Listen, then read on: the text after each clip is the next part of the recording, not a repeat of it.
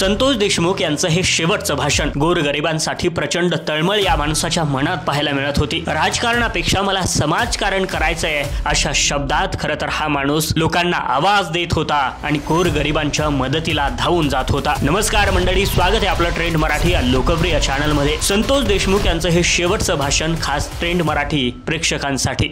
मला सगळ्यात महत्त्वाचं म्हणजे मला गरिबासाठी काम आहे। राजकारण कमी पण समाजकारण जास्त करण्याची माझी पहिल्यापासून आवड आहे। त्यामुळे मी व्यसनमुक्तीसाठी फार झटलो आहे। जवळपास 9-10 वर्षापासून युवकाच्या माणसाच्या दारू सोडून आणण्याचं काम पदर पैशाने करीत आहे। कधी दुष्काळाचं गेल्या 2 वर्ष संकट होते, त्यावेळेस मी माझ्या स्वखर्चानं पूर्ण गावाला रात्री 1 वाजून 1:30 वाजून 4 टँकर पुरवण्याचं काम। सरपंच पदासाठी जे आहे चिन्ह आणि चिन्ह बी थोडे अभ्यास करून घेतले। जी काही चढ म्हणजे पैशाचा माज, सत्तेचा माज ज्याला आलेला असतो ते दाबण्यासाठी लोलर हे चिन्ह घेतलंय सरपंच। संध्याकाळी शांत झोप येण्यासाठी फॅन लागतो, फॅन एक चिन्ह घेतले आणि सकाळी उठल्या चहा लागतो त्यासाठी कॅटली एक घेतलेले आहे।